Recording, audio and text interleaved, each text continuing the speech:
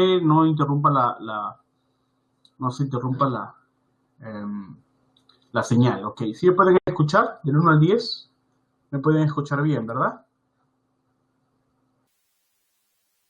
10, excelente. Bien, vamos a empezar. Y les decía de que el objetivo de la conferencia de hoy, además de compartir uno de los temas con más aplicación y con más razonamiento clínico y terapéutico, como el ARNA en la prematuridad, el objetivo de esta conferencia es poder demostrar, demostrar a ustedes, futuros miembros de la Red Latinoamericana de Pediatría y Neonatología, el resultado, el producto de lo que queremos hacer en la red, ¿no? Nuestro objetivo es poder compartir con todos ustedes estas sesiones sabatinas o quizás dominicales o quizás de inicio de semana, dependiendo de la disponibilidad de los docentes. Es poder compartir con ustedes estas sesiones clínicas, científicas, médicas y de enfermería. Como les digo, vamos a ir poco a poco reestructurando esta situación para que el próximo 2016, ya venidero, tengamos un cronograma de actividades puntuales, estratégicas, que nos permitan obtener las competencias que necesitamos para el personal que se dedica al cuidado y la atención del paciente pediátrico. Todos nosotros somos profesionales, algunos van a ingresar siendo estudiantes y eso merece muchos aplausos, muchas felicitaciones para aquellos que desde alumnos demuestran esa necesidad del conocimiento con la intención de mejorar la calidad y la seguridad de la atención de sus pacientes, independientemente que sean pediátricos o no. Nosotros vamos a dedicarnos exclusivamente a la pediatría y quien les habla también es docente en anatomía y fisiología, así es que vamos a trabajar, si desean, algunos temas en anatomía y fisiología por ahí, veremos eso. Bien, la próxima semana, para el próximo sábado, además de la conferencia del doctor Rojas, quiero hacer una sesión de ejemplo nuevamente, porque como les digo, el día de mañana voy a ver ese dispositivo que nos va a permitir, que me va a permitir ingresar directamente el cable del internet hacia mi laptop y de esa manera no haya problemas con la señal de internet. De ser así, nos quedamos con eso y continuamos así. Ahora está perfecta la conferencia. Entonces ya saben que la próxima semana tenemos nuevamente una sesión.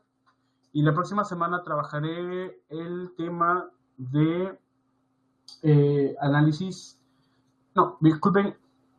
examen clínico respiratorio del recién nacido. Así es que están invitados. Bien, vamos a empezar. El día de hoy voy a hablar sobre el manejo clínico del apnea de la prematuridad. Vamos a trabajar una presentación general acerca del apnea de la prematuridad. Esta conferencia la hice ya hace un tiempo a través de la inauguración del curso de actualización en manejo clínico de la apnea de la prematuridad que hicimos y nos apoyó un laboratorio, incluso estuvo mucho tiempo detrás de nosotros para poder continuar el curso online que se hacía en vivo. Ahora se maneja el curso ya grabado y bueno, sigue siendo muy exitoso, gracias a Dios. Pero bueno, vamos a empezar. Bien, el apnea de la prematuridad, como todos sabemos, es el cese de la respiración mayor a 20 segundos de manera aislada o menor a 20 segundos si se acompaña de bradicardia, cianosis o disminución de la saturación de oxígeno. Este diagnóstico o apnea de la prematuridad es diferente a la respiración periódica, que es el cese de la respiración menor a 20 segundos sin otra señal clínica, como bradicardia, cianosis y disminución de la saturación de oxígeno. Bien, hasta ahí tenemos que tener en cuenta esto, porque el diagnóstico de apnea de la prematuridad, que en muchos casos clínicos es errado el concepto, porque muchos clínicos piensan o mantienen el concepto de que la apnea de la prematuridad o el apnea del recién nacido es el cese de la respiración como concepto general y único, y no es así. Porque la respiración periódica también hay cese de la respiración, pero es menor a 20 segundos y no se acompaña de bradicardia, cianosis o disminución de la saturación de oxígeno. Otro de los puntos importantes dentro del concepto de apnea de la prematuridad o de apnea del recién nacido es de que independientemente que existan los tres juntos, bradicardia, cianosis o disminución de la saturación de oxígeno, con al menos un signo clínico ya se puede considerar apnea de la prematuridad. Este proceso patológico, apnea, como apnea, no es un diagnóstico un diagnóstico conciso, es un diagnóstico de exclusión, es decir, no es un diagnóstico definitivo, es un diagnóstico que nos va a orientar a buscar una enfermedad subyacente que va a permitir actuar sobre este problema para poder solucionar los signos clínicos o fenómenos subyacentes dentro de ellos el apnea de la prematuridad.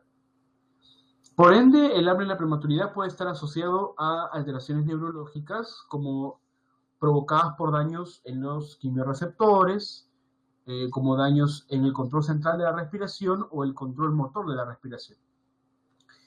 Puede estar asociada también a alteraciones musculares como afecciones determinadas por disfunción diafragmática, ¿no? Por ejemplo, también fatiga muscular o pérdida del tono en niños con parálisis cerebral infantil, por ejemplo.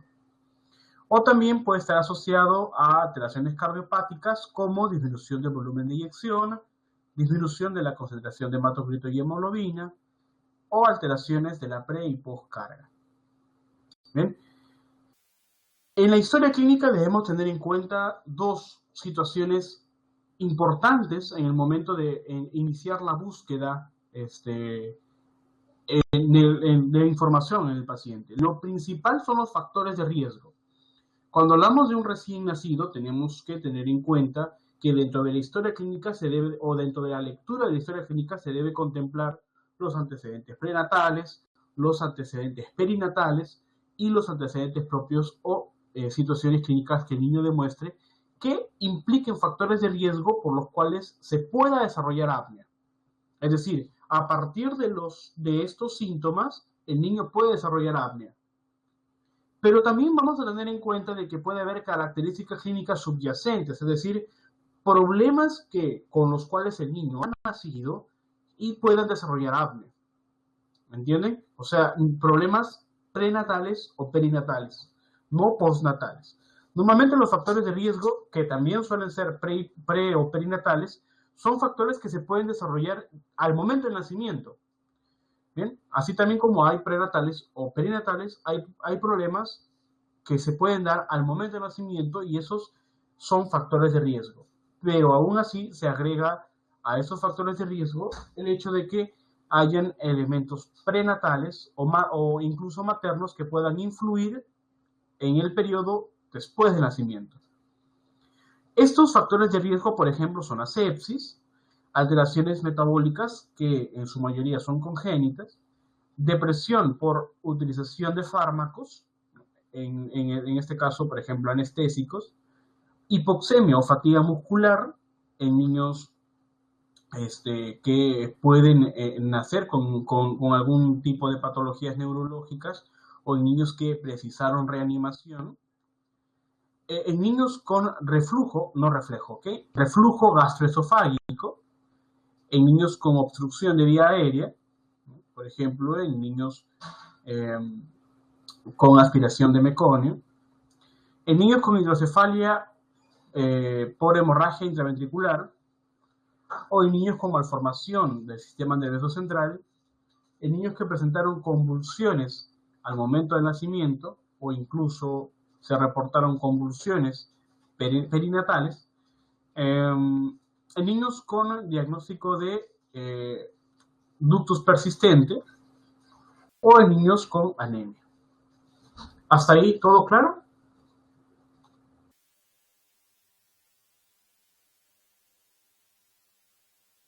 Si tienen alguna pregunta, por favor, la apuntan y luego la formulan para continuar con la conferencia.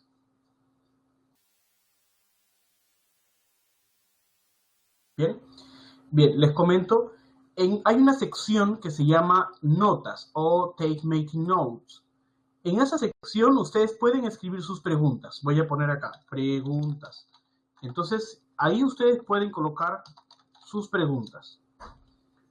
Solamente coloquen la pregunta, no pongan sus nombres. De esa manera yo sé solamente la pregunta y no sé quién lo preguntó para poder dialogarlo con todos. Ustedes coloquen lo que quieran colocar, específicamente preguntas, y después yo veré cuáles son las preguntas formuladas durante la conferencia. De esa manera, ustedes no tendrán problemas para interrumpir la conferencia y al final de esta podemos nosotros contestarla entre todos, ¿ok? ¿Estamos de acuerdo? Bien. Ya, excelente. Háganlo como formato de pregunta, ¿ok? Muy bien, continuamos. Aquí les dejo un cuadro que obtuve del libro de Cloherty y otros, 2012, que nos muestra una evaluación del infante con apnea y nos menciona las causas potenciales, los factores de la historia clínica, ¿no? Los factores asociados de la historia y la evaluación, ¿no? O sea, qué es lo que se debe de realizar, ¿no? En este caso, cuando se presentan estas causas o potenciales o factores de riesgo. ¿Estamos? Por ejemplo, infección. La infección puede ser un factor de riesgo para el desarrollo de apnea en la prematuridad, les pregunto.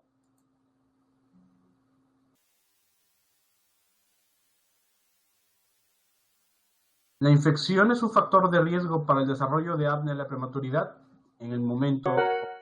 Muy bien, definitivamente, ¿no? Definitivamente la vulnerabilidad del niño a poder desarrollar infecciones o sepsis, en este caso sepsis, puede provocar algunas alteraciones como depresión de la respiración o depresión de la capacidad ventilatoria y por ende cursar con apnea. Normalmente las infecciones como sepsis cursan con periodos de apnea. Nuevamente llegamos al punto de que el proceso apneico no se debe trabajar solamente sobre el proceso apneico o del fenómeno apneico, sino es de que se debe trabajar sobre los factores subyacentes que pueden provocar apnea. Porque si se trabaja con el apnea dando la oxigenación, continuamos con el factor que sigue provocando, es decir, la causa subyacente al apnea. ¿Eh? Les voy a dejar la presentación al final para que ustedes puedan tener esta información, ¿ok?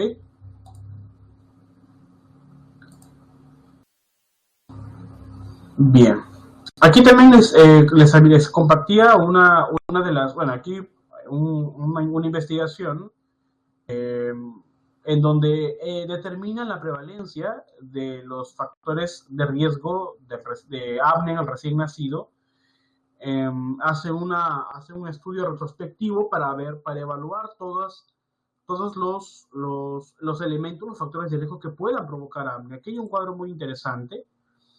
Por ejemplo, dice la distribución de bebés de acuerdo a la edad que desarrollaron apnea, ¿no? Por ejemplo, en niños con menos de 24 horas, en 32 niños, al menos 21 pretérmino, niños, o sea, recién nacidos prematuros, desarrollaron apnea.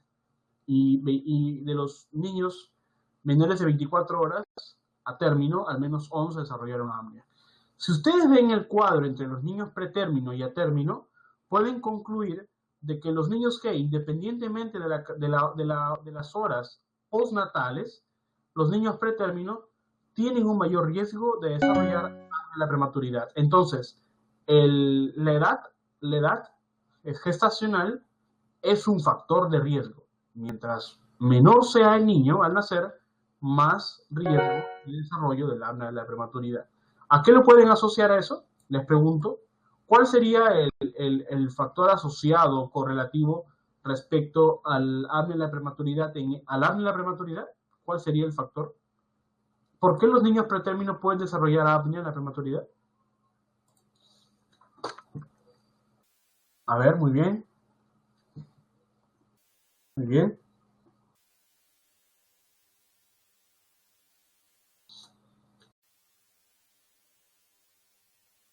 Muy bien.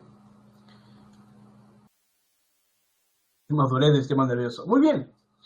Les voy a comentar de que en la última lectura que hice en este libro publicado en 2015 de la Academia Americana de Pediatría, menciona que a pesar de que existen el mayor riesgo o mayor vulnerabilidad de los niños pretérmino a desarrollar apnea, este no solamente es asociado en mayores proporciones por la inmadurez del sistema nervioso, o al menos no solamente, sino que en este caso los niños pretérmino tienen mayor vulnerabilidad a desarrollar infecciones, siendo la sepsis uno de los elementos principales que puedan provocar apnea en recién nacido prematuro. Entonces, dentro de las proporciones mayores o epidemiológicamente hablando, el apnea en el recién nacido prematuro es provocado por alteraciones inmunológicas o efectos inmunológicos o efectos de infección sobre el sistema inmunológico, que definitivamente va a repercutir sobre el sistema nervioso.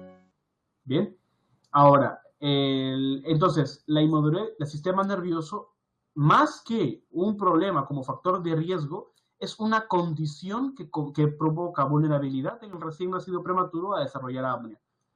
Bien, pero no significa que necesariamente todos los niños o con niños en condición de prematuridad van a desarrollar apnea por inmadurez de su sistema inmunológico, de su sistema nervioso, sino más bien por la vulnerabilidad que tienen respecto a su sistema inmunológico, es decir, respecto al desarrollar infecciones. ¿Bien? Eso no significa que la inmadurez del sistema inmunológico no sea un factor principal, lo es, pero en menor proporción. Definitivamente, como la doctora Dava nos dice, es multifactorial, ¿no? Multifactorial. Les digo esto porque para poder abstraer una perspectiva más, ¿no? De los, ¿por qué? Les digo esto porque en la experiencia del tratamiento o del cuidado con pacientes neonatales, la prioridad es que respiren, la prioridad es que no pierdan calor, la prioridad es que su funcionamiento metabólico, ¿no? Sea efectivo, ¿no? Sea efectivo. Pero nos olvidamos de un elemento muy importante. Los niños, estos niños recién nacidos prematuros, son muy vulnerables a desarrollar infecciones, incluso de una manera abismal. Y a veces por eso los niños mueren. Y lo atribuimos a que el niño, pues lamentablemente el niño no podía sobrevivir porque no estaba en nuestras manos, escapó de nuestra responsabilidad porque el niño debía fallecer porque era muy pequeño, ¿no? 25 semanas. Y a veces, pues, ¿no? Tenemos que ver por eso, tenemos que ver por eso. Les digo esto como para darnos un jalón de oreja a nosotros mismos, ¿no? A veces nos equivocamos y atribuimos a algo pensando que eso es, y nos olvidamos de lo otro, que a veces es más importante.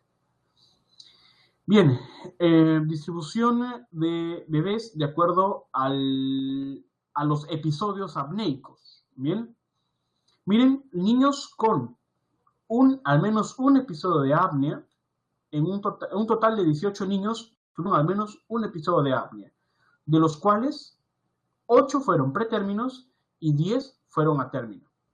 Sin embargo, los niños pretérmino desarrollaron mayores episodios de apnea respecto a los niños término. Como pueden ver, al menos 32 niños, es decir, el 54.2%, desarrollaron al menos 4 o más episodios de apnea.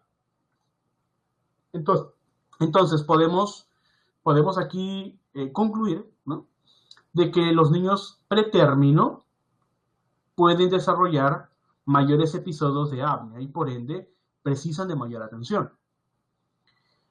Bien. Comparación, al final la tabla te dice comparación de bebés con y sin apnea, de acuerdo al peso, ¿no?, de peso y la estimación de la edad gestacional. A ver, según la edad gestacional, los niños menores de 32 semanas, o sea, niños prematuros, extremadamente prematuros, presentaron 31 episodios de apnea. Y otros 20 no lo presentaron. Bien.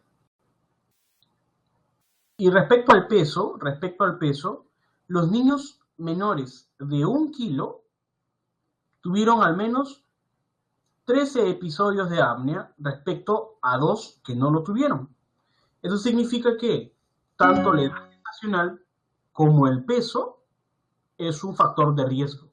Y dentro de estos dos, la comparación entre el peso y la edad gestacional, el peso tiene una mayor implicancia, el peso al nacer, ¿eh? El peso al nacer tiene una mayor implicancia en el apnea de la prematuridad, según este estudio, ¿no? ¿Hasta ahí estamos de acuerdo?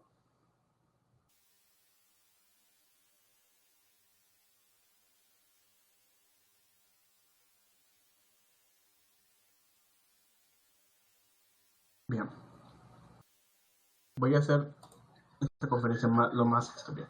Y aquí finalmente tienen una comparación total de todos los factores de riesgo por números de episodios de apnea, o sea, número total de pacientes y número de pacientes que tuvieron apnea. Y como pueden ver, la mayor cantidad de episodios, por ejemplo, recién nacidos, edad, peso, ¿no? O sea, la condición al nacer, como edad, el peso, y por acá está, vamos a ver, aquí hay otro, por ejemplo, nacimiento vaginal, ¿no? Posparto eutóxico, vamos a ver aquí, distrés respiratorio, etcétera. Son elementos que, gestación múltiple, por ejemplo, son elementos que tienen mayor proporción de desarrollo de apnea, ¿no? Entonces aquí hay un orden, aquí pueden ver un orden de las tablas. O sea, esta investigación a mí me pareció encantadora. La descargué de la base de datos de... ahí me olvidé bueno, ese calor lo descargué en la universidad. De, de EBSCOhots. De EBSCOhots. Bien, les voy a mandar una invitación a sus correos electrónicos porque únicamente pueden ustedes descargar de EBSCOhots a menos que ya estén suscritos. Pero les puedo mandar la invitación para sus celulares para que lo puedan descargar la aplicación y puedan tener investigaciones como estas en sus celulares, ya sea en inglés o en español. Bien, a mí me parece muy importante esta investigación, me gustó mucho y les comparto, ¿no? Esta investigación, por ejemplo, la descargué del libro de la revista de la página de la revista de la Academia Americana de Pediatría, ¿no? Y aquí hay aquí en esta investigación de Schroeder se identificaron los factores de riesgo para el desarrollo de apnea de prematuridad de niños hospitalizados con bronquiolitis. ¿Ven? Entonces acá, bueno, los niños con bronquiolitis ya ni mucho más, independientemente de la edad gestacional, pero sí el peso, puede desarrollar apnea, ¿no? Entonces acá hay unos factores de riesgo que determinan, ¿no? Como pueden ver acá, el virus sincitial respiratorio es uno de los factores de riesgo virales que tienen mayor influencia sobre el apnea de prematuridad, y en la literatura también menciona eso. ¿Han tenido casos de infección por virus sincitial respiratorio en sus unidades clínicas? Porque, bueno, bueno, en el hospital nunca, pero nosotros podemos también trabajar sobre a trabajar sobre ese caso, ¿no? Sobre el virus sincitial respiratorio para ver cuáles son los síntomas clínicos, ¿no? Porque nosotros, al no estar expuestos a eso, no desconocemos la forma de presentación, ¿no? Sería bueno, voy a apuntarlo para poder trabajar la próxima sesión. Ahora que estoy trabajando sobre la evaluación respiratoria, sería bonito que podamos ver ese tipo de patologías, porque, les soy sincero, yo desconozco la presentación clínica de esta patología. Entonces, voy a apuntarlo y vamos a trabajar sobre virus sincitial respiratorio, ¿ok? ¿Qué les parece?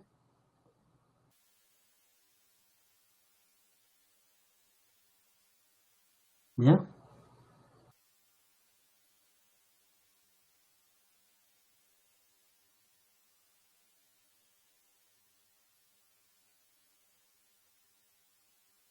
Bien, bien. Me imagino que el doctor Marco Rivera, doctora Gabriela Dávalos, doctor Ángel Rojas, como profesores que tienen mayor experiencia, mayor, ¿no? Son más antiguos, deben de conocer un poco más el manejo de ese tipo de patologías. ¿Sí? No se ofendan, ¿eh? No se ofendan. Bien, vamos a continuar. Características. Sí, sí, está bien. Sí, vamos a hacer la próxima sesión ese tema para poder Bien, características clínicas subyacentes. Bien, nos preguntamos, ¿es el labio de la prematuridad el motivo de ingreso del paciente? O sea, ¿el niño viene hacia nosotros porque tiene apnea? ¿O viene hacia nosotros con algún elemento clínico respiratorio que posteriormente nos haga ver o nos haga evidenciar la existencia de un proceso apneico? El problema con el apnea es de que no se puede mencionar que exista solamente un episodio apneico en el paciente, porque en sí no sería un apnea, ¿no? Normalmente existe un ¿cómo les explico? Como una presentación del niño, el de recién nacido, independientemente de la gestacional, en donde al menos existen 2 o 3 episodios de cese de la respiración no atribuidos a apnea, ¿no? Y eso se conoce como respiraciones periódicas. No es apnea y por ende no implica un manejo exhaustivo como tal. Es algo fisiológico muchas veces, ¿no? O es alguna forma de reflejo, ¿no? Puede ser atribuido a algún estímulo físico, puede ser atribuido al contacto del cuerpo del niño con la cam, con el incubadora, X motivos, ¿no? Pero no son la apnea. Bien, vamos a ver entonces, nosotros nos tenemos que preguntar cuando el niño llega hacia emergencia o el niño nace y estamos nosotros presentes, mucho más los colegas que son neonatólogos. Lo principal que tienen que preguntarse es, dentro del examen clínico respiratorio, es si existe algún fenómeno que atribuya a, como consecuencia de desarrollar apnea. En este caso, como les pregunto, ¿el apnea es el motivo principal de ingreso del paciente, o es el motivo principal de mi evaluación? ¿O existen enfermedades o procesos que puedan implicar posteriormente o desarrollo de apnea en la prematuridad o desarrollo de apnea en el recién nacido? Para eso yo tendré que tener en cuenta las alteraciones o implicancias maternas, prenatales o postnatales. ¿Esto qué significa? De que existen elementos maternos que pueden influir en el desarrollo de apnea en el niño al nacer. O alteraciones prenatales en donde el niño ya nace destinado a desarrollar cualquier proceso respiratorio, entre ellos apnea. O incluso alteraciones postnatales. El niño nace a término, pero nace en un ambiente muy ventilado, nace en un ambiente fuera de los rangos del ambiente térmico neutro, etcétera, y definitivamente va a desarrollar cualquier proceso respiratorio, incluyendo apnea, mucho más atribuidos a procesos neurológicos. Vamos a verlo después. Bien, dentro de las alteraciones maternas o implicancias maternas está la utilización de fármacos depresores intraparto, como por ejemplo el sulfato de magnesio cuando la madre fue preeclámptica, los anestésicos en el caso de un parto, no sé, por cesárea, por ejemplo. A ver, algo pasó acá. Allá. Bien. La utilización de drogas o narcóticos o la alteración de la circulación uteroplacentaria.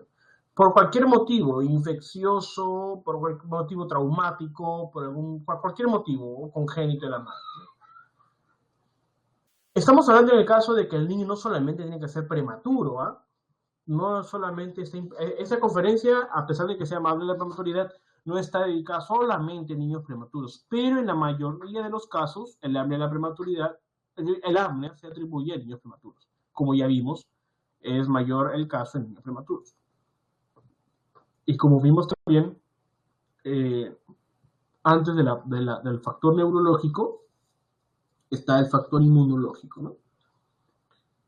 Bien, alteraciones e implicancias prenatales, específicamente malformaciones congénitas, ya sea craneofaciales o musculares.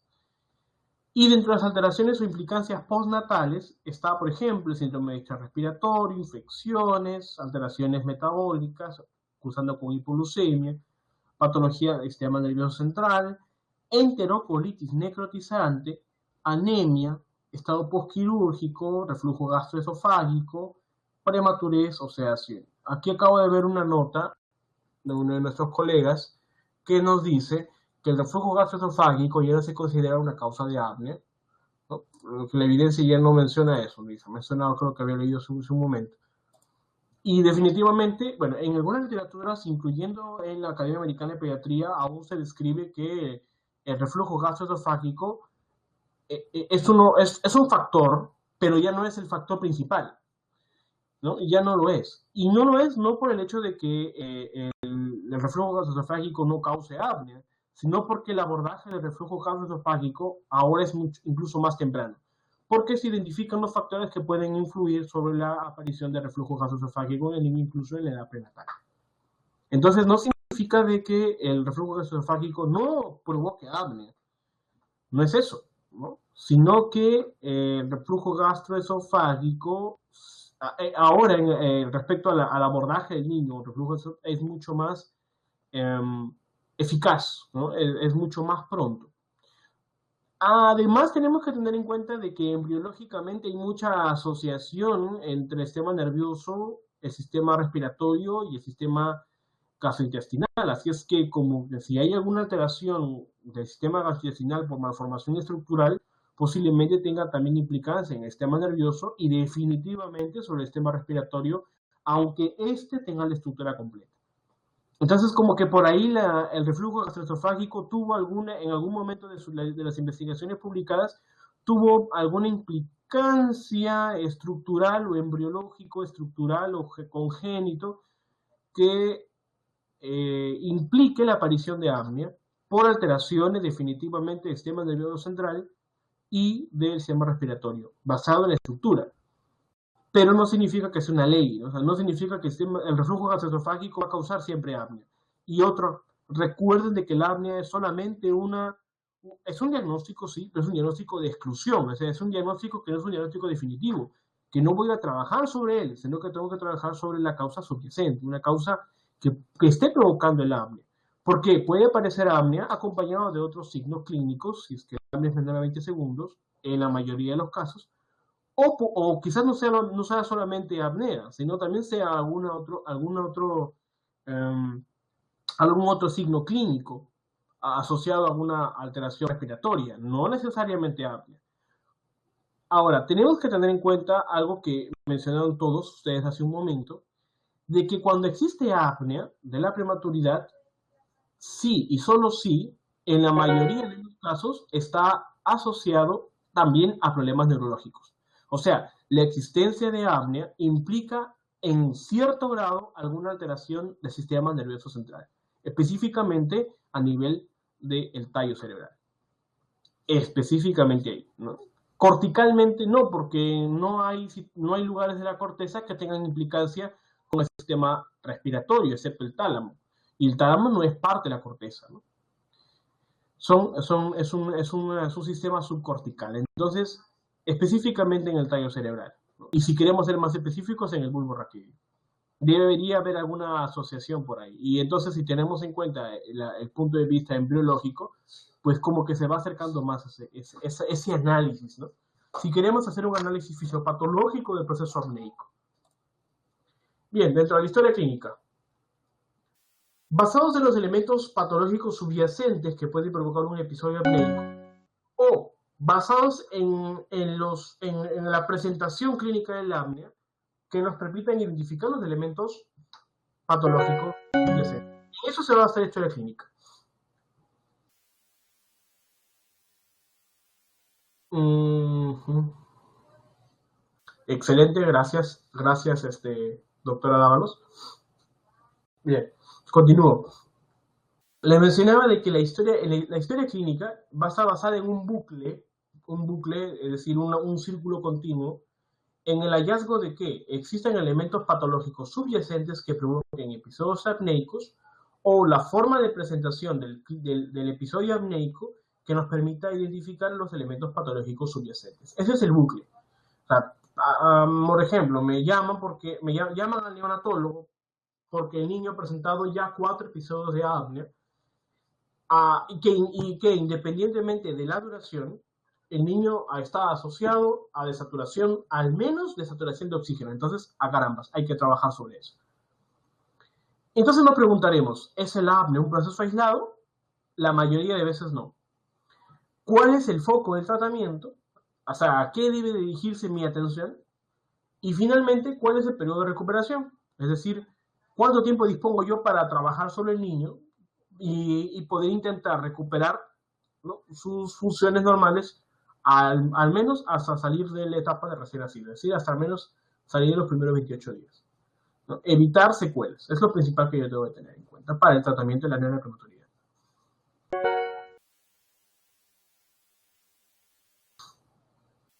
Este cuadro no lo vamos a analizar porque este cuadro está en un caso clínico que les voy a mandar después. Bien, ya vimos que hay elementos patológicos subyacentes, o sea, elementos que de manera congénita, es decir, prenatal, materno o prenatal o materno, puedan implicar algún daño sobre el sistema nervioso, respiratorio o incluso sistémico y que pueda cursar con apnea. Bien, aquí, bueno, es un cuadro fisiológico de la respiración. Ya no quiero cursar sobre para que ustedes puedan leer después.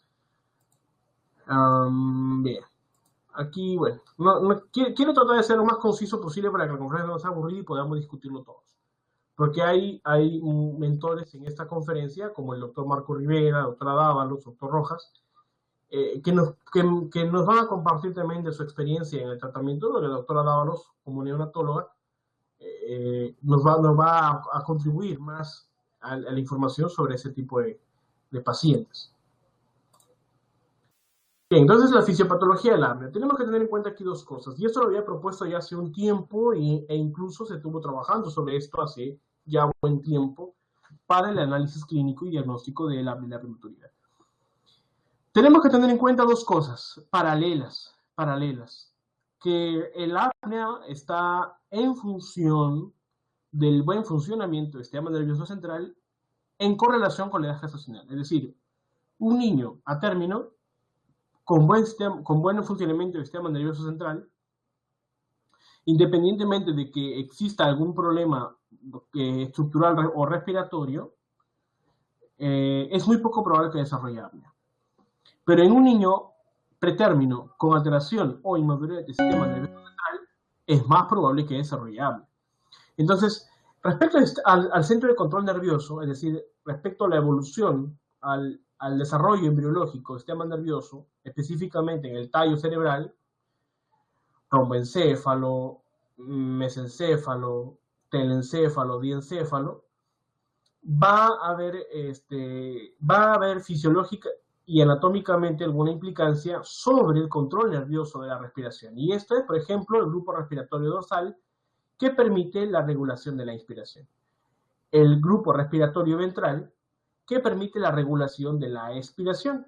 Y el centro neumotáxico, en el bulbo raquídeo, que permite la regulación de la frecuencia y la profundidad de la respiración. Esos tres elementos en el tallo cerebral me van a permitir la modulación de la respiración. Entonces, aquí la modulación de la respiración es uno de los elementos principales que puedan provocar alteración, cualquier factor sobre este.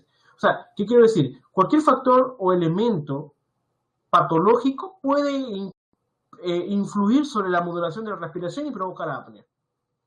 Por otro lado, la edad gestacional en un niño. En este caso estamos viendo que el pretérmino tiene mayor predisponibilidad a desarrollar apnea. Entonces, normalmente los niños pretérminos están asociados a inmadurez. Definitivamente, un niño pretérmino es inmaduro. Entonces, la inmadurez cursa con daños estructurales o fisiológicos, implicando alteraciones del funcionamiento neurológico, muscular y cardiocirculatorio, principalmente cardiocirculatorio, neurológico y muscular. ¿Por qué? Porque por otro lado, estructuralmente, el pulmón puede estar normal. Incluso deben tener en cuenta ustedes de que el pulmón del recién nacido, a pesar de que no tiene la capacidad vital total para poder afrontar la situación fisiológica al nacer, estructuralmente está bien desarrollado. Pero neurológica, el aspecto neurológico, el aspecto muscular y cardiocirculatorio no lo están. Ahora, cuando se afecta la modulación de la respiración con alguna afectación del aspecto neurológico, conlleva a un déficit del control de la respiración. Por otro lado, si ese déficit de control se suma, que normalmente va a estar asociada a alteraciones musculares como disminución del tono, vamos a tener siempre una disminución del volumen corriente y disminución de la capacidad inspiratoria. El volumen corriente, ese es el volumen corriente, es decir, la capacidad mínima de expiración e inspiración que permite tener un buen funcionamiento de la frecuencia respiratoria, ¿no? O sea, inspiración y expiración normal, sin necesidad de forzar la inspiración. Pero cuando ese volumen corriente se ve disminuido, entonces va a aumentar la frecuencia respiratoria y eso alterará el centro neumotáxico, que implica menos respiración, es decir, procesos de cese de respiración y fatiga muscular. Y si a eso le atribuimos disminución del tono con una alteración neurológica, pues hay un déficit de control y por ende el niño no va a respirar adecuadamente y puede cesar la respiración. A eso se le atribuye también la disminución de la capacidad inspiratoria. El volumen inspiratorio o la capacidad inspiratoria es la cantidad total de inspiración de la persona, en este caso el niño, para poder llenar la capacidad o volumen inspiratorio pulmonar, ¿no? O sea, al inspirar llena la cantidad suficiente de aire en los pulmones para poder satisfacer la demanda, pero esta capacidad inspiratoria es forzada, ¿no? Esta capacidad inspiratoria es forzada. Entonces, la capacidad inspiratoria disminuye también.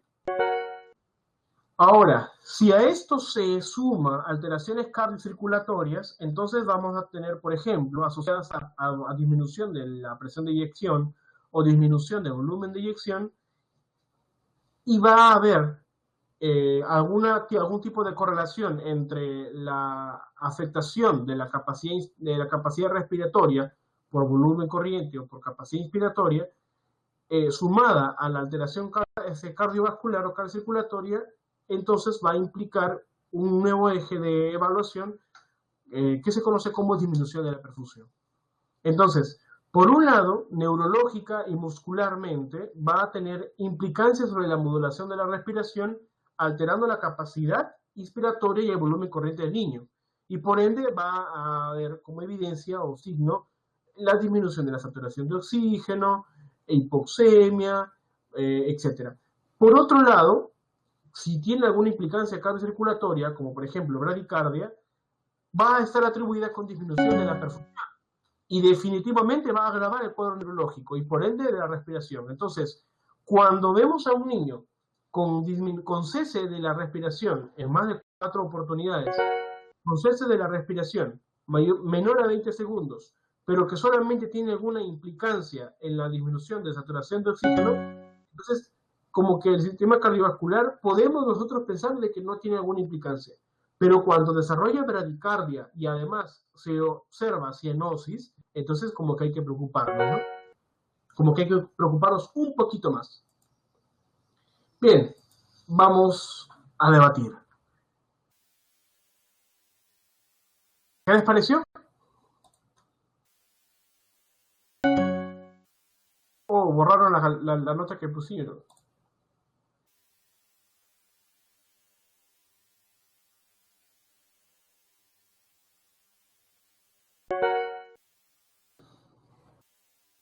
Bien, voy a dar voz al doctor Rojas, voy a dar voz a la doctora Dávalos y al doctor Rivera. No, pues no, es que solamente la conferencia de hoy día trata sobre el manejo clínico. Vamos a trabajar, son 3 conferencias de esta, ¿no? Doctor Rivera, aún falta mucho. La conferencia del día de hoy solamente trata sobre el aspecto clínico diagnóstico de la prematuridad. Hay una conferencia que diseñé, pero esta conferencia, este tema es muy amplio, lo diseñé en tres secciones. Esta parte que es la introducción al diagnóstico, carambas,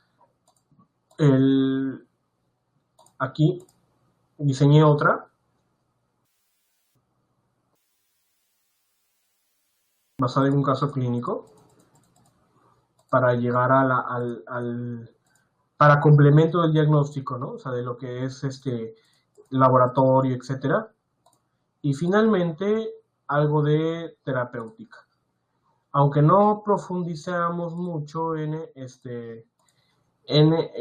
la farmacología del apnea, pero sí hablamos un poco sobre qué fármacos utilizan, ¿no? Aminofilina, teofilina o citrato de cafeína, ¿no? La mayoría teofilina, citrato de cafeína, que está la dosis terapéutica, etcétera, ¿no? Eso es al final. Yo lo había diseñado en 3 partes la conferencia, ¿no? Pero de todas maneras no lo hago ahora por el tiempo, porque ya vamos 45 minutos de conferencia y el tiempo premia. Pero vamos aún nos falta mucho, o sea, tenemos Dios mediante, mucho tiempo para poder seguir conversando en las próximas conferencias y de paso como que los dejo un poco picados para que en la próxima conferencia puedan ingresar. ¿Qué les pareció? ¿Qué les pareció? Para poder empezar el debate, algunas preguntas.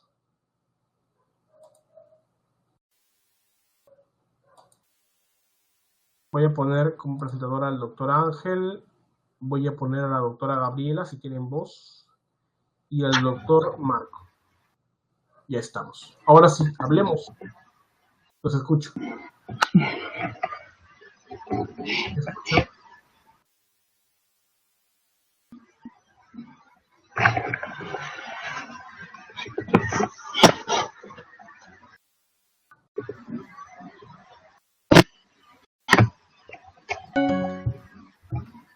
Hola. Buenas noches. Sí, ¿cómo está, doctora? Buenas noches. Bien, doctor. Saludos a todos. Oh, muy bien, gracias. Igualmente, doctora Dávalos. Doctor Rojas, doctor Rivera.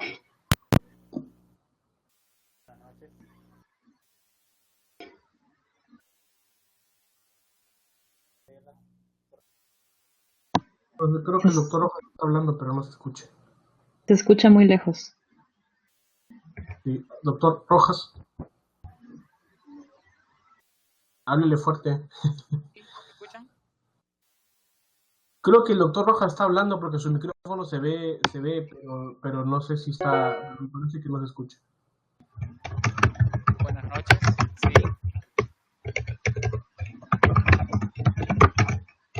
Y el doctor Marcos sí no se ve ningún movimiento del micrófono.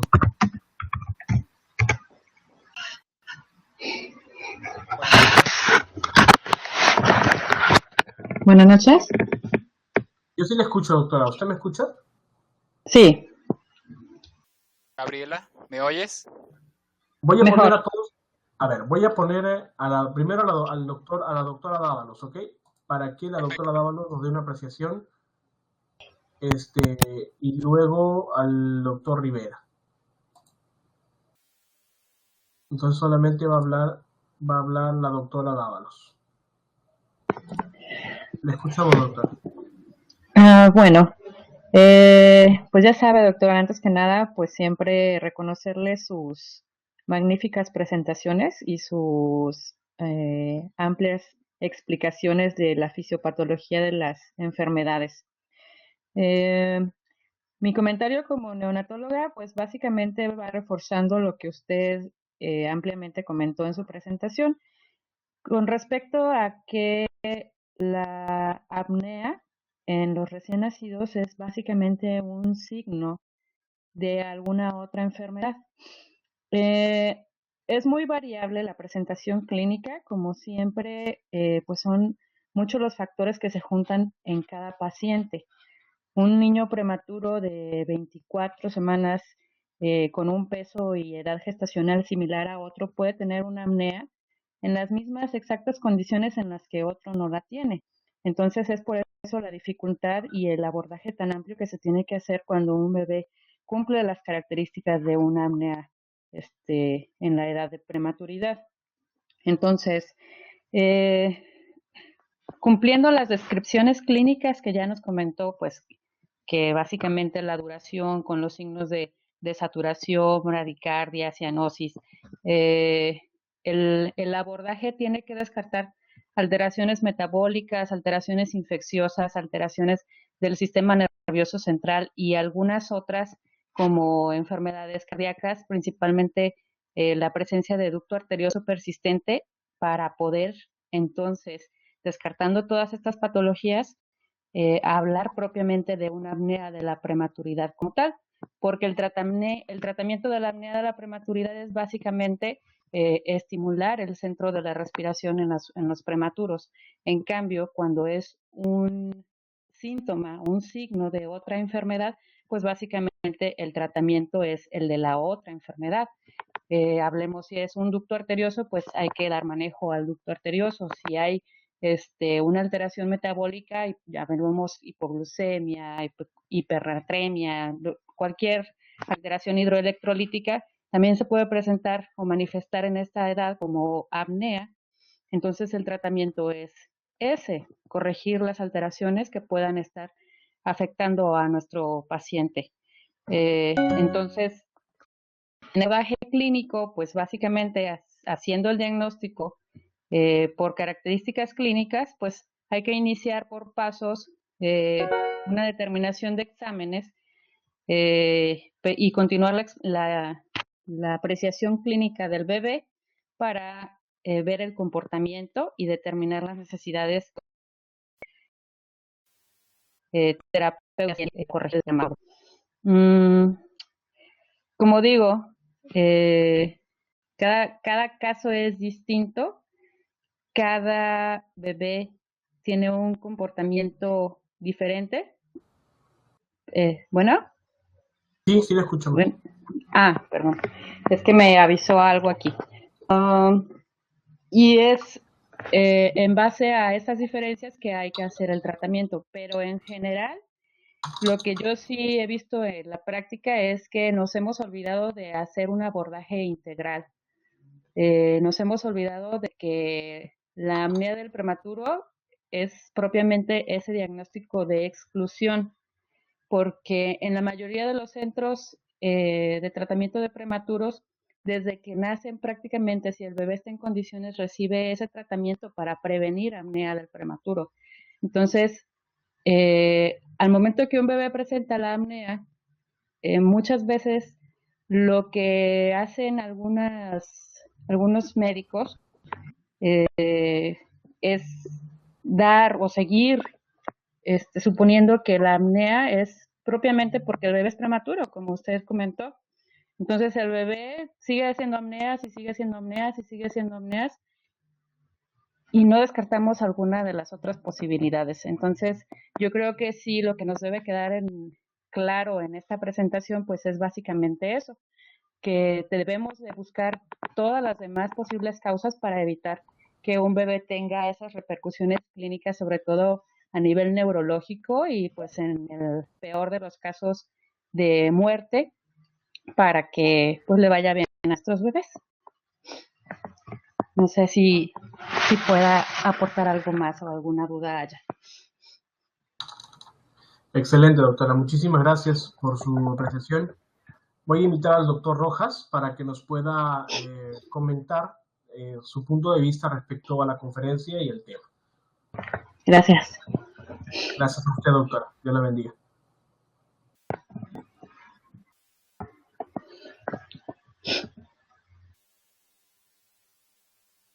Buenas Doctor Rojas, noches. buenas noches. Buenas noches, doctor. Muchas gracias. ¿Sí se oye bien? Perfecto. Bueno, antes de todo, muchas gracias por la ponencia. Estuvo muy buena, muy completa. Como siempre, concisa, resumida. Nos aporta esquemas con mucha información, con la información necesaria para llegar a los diagnósticos clínicos. La doctora Dávalos nos dejó sin nada que decir. Ella completó todos los aportes que podíamos hacer, pero sí estoy completamente de acuerdo con ella. Muchas veces los clínicos que trabajamos en las áreas de cuidados intensivos neonatales o atención al recién nacido prematuro, nos olvidamos que existen muchas otras causas de apnea, y por el hecho de que es un recién nacido prematuro de extremo bajo peso y con muchos factores de riesgo asociados, entonces así el paciente tiene una apnea de la prematuridad, sigue siendo apnea, no importa si tiene una apnea de la prematuridad, sigue con el tratamiento, sigue con la minofilina, sigue con la cafeína, y no sale de hacer cuadros de apnea sucesivos. Se nos olvida hacer los diagnósticos diferenciales, que puede existir otra causa, que por su misma prematuridad existen otros factores que lo pueden predisponer a sufrir de apnea, que eso es un síntoma que nos va a guiar a pensar en otras enfermedades, pero lo pasamos por alto por completo.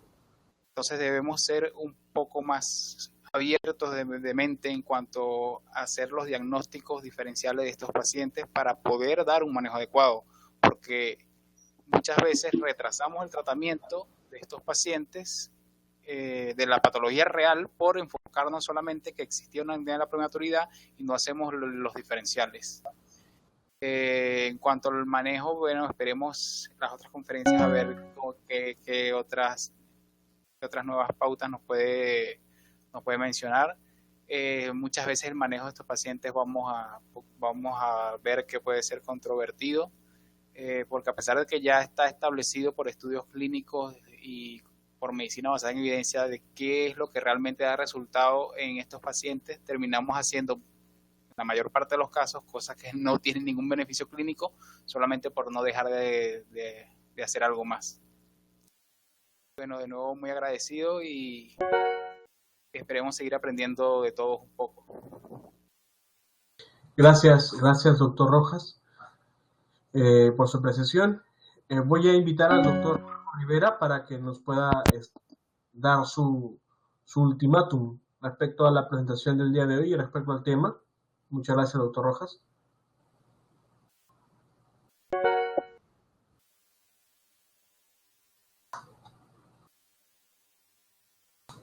Doctor Marco Rivera.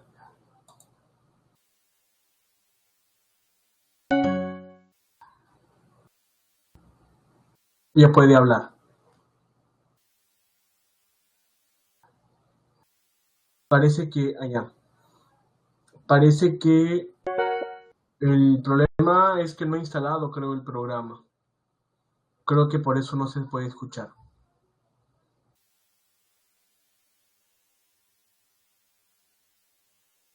Tendría que instalar el programa. No, yo no escucho nada tampoco.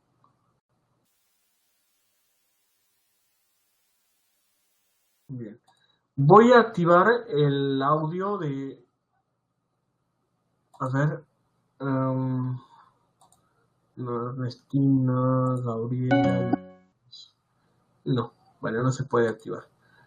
Bueno, habría que instalar, doctor, el programa de eMaking. Le voy a mandar el link. Si no, yo le sugiero descargar el programa. El programa también es tanto para Windows como para Mac. Así es que no hay ningún problema por eso. Bien,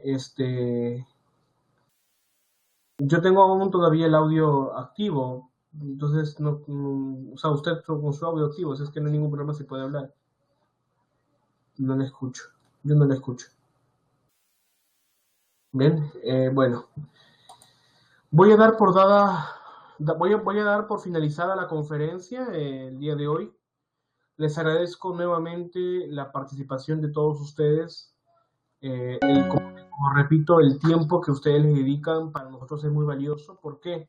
A pesar de que aún somos todavía un poco, ¿no? Pues somos un puñado nada más de los que participamos. Yo creo que mientras más calidad de profesionales tengamos, independientemente de la cantidad que seamos, ¿no? Bueno, yo, sin más que decir, los invito a la próxima conferencia. La próxima conferencia estará dada por el doctor Ángel Rojas. La conferencia va a tratar sobre el 12 de diciembre sobre restricción de crecimiento y cautismo, disculpen, por la doctora Gabriela Ábalos Luque, de México. El 22 de diciembre va a haber la conferencia sobre urgencias pediátricas por simulación con el doctor Ángel Rojas, de Venezuela. Y finalmente, el 23 de diciembre, miércoles creo que cae, miércoles, jueves creo que cae, va a ser la conferencia, una muy bonita conferencia, del doctor Marco Rivera con el tema de alimentación en los primeros 1000 días de vida. Bueno, mi esposa ya está apuntada en esa conferencia, pero la quiere escuchar, que está muy bonita, y a mí también me interesa muchísimo escuchar esa conferencia, porque tenemos una bebé, y a veces, como dicen, nosotros somos los que mejor atendemos a nuestros hijos, así es que vamos a ver qué novedades tenemos con esta conferencia. Yo creo que sí nos va a interesar mucho y que difundirla bien por el grupo, porque al menos por la red latinoamericana, porque a los padres de familia les va a interesar mucho, hay que difundirlo. Yo voy a hacer los póster de las conferencias de la doctora Dávalos, del doctor Rojas y del doctor Marco Rivera para publicarlo, ¿ok? La idea es de que la conferencia sea limitada a nosotros, pero hay conferencias como la que va a dar el doctor Rivera que pueden ser abiertas para los padres de familia específicamente también. Sin embargo, por como conozco al doctor Rivera, la conferencia va a estar más dedicada a los profesionales. De todas maneras, solamente tenemos 30 vacantes para ingresar a la conferencia, porque la conferencia se ha comprado la sala solamente para 30 personas, así es que si ingresan con anticipación, ganan su vacante. Así es que no se pierdan la conferencia la próxima semana. Para los que están presentes, incluyendo a los conferencistas de las próximas sesiones, como el doctor Rojas, la doctora Dávalos y el doctor Rivera, por favor les voy a pedir que en la sección de notas, donde está la sección de notas, por favor, voy a poner aquí, en la sección de notas, colocar nombres, apellidos y su email, ¿ok? En ese orden, por favor, nombres, apellidos y su email. ¿Para qué? Para yo poder para poder tener sus datos y mandarles el certificado por la conferencia del día de hoy, ¿ok? Un certificado de participación nada más, pero es un certificado que al final va a tener pues alguna implicancia dentro de su currículo.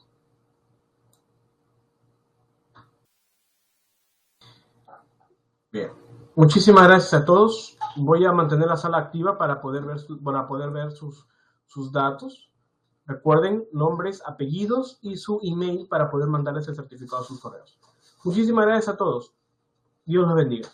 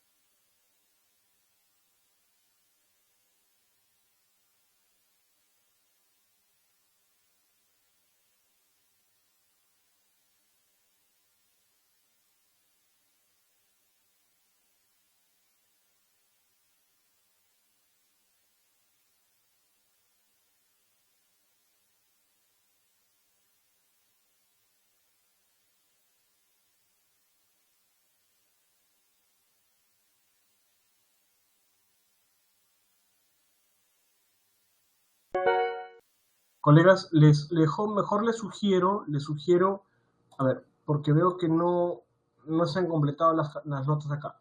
Hagamos algo, por favor envíenme un mensaje en estos momentos, un mensaje a este correo, jbarbosameca@icloud, a ver,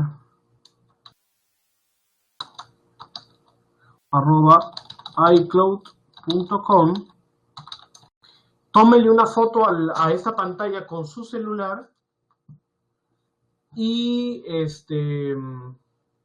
mándenme un mensaje, por favor, con sus datos completos. Tómenle una foto a la pantalla con su celular y mándenme la foto a mi correo electrónico. De esta manera yo sabré que ustedes han participado en la conferencia para yo poder darles el certificado. ¿Ok? Le estaría mandando el certificado entre mañana y el lunes. Doctor Rojas, doctora Dávalos y doctor Rivera se fue. Nos quedamos, ¿ok? Muchísimas gracias. Tómenle foto, por favor, en esos momentos.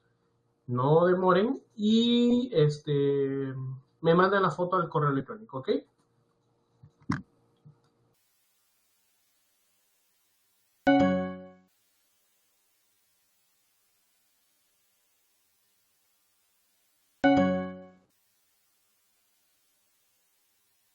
Listo. Voy a activarlo para que podamos hablar. Así podemos hablar todos. Bien. La doctora Gabriela, pero no la escucho a la doctora Gabriela.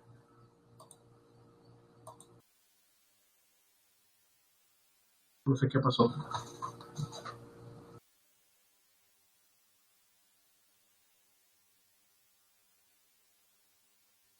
Yo no le escucho a la doctora Gabriela.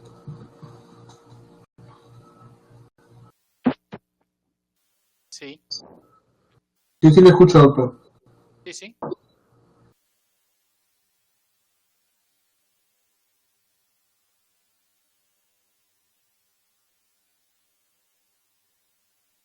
La doctora Dávalos y el doctor como que salieron de la sala. Ya. Vamos a esperarlos para poder empezar la conferencia. Perfecto.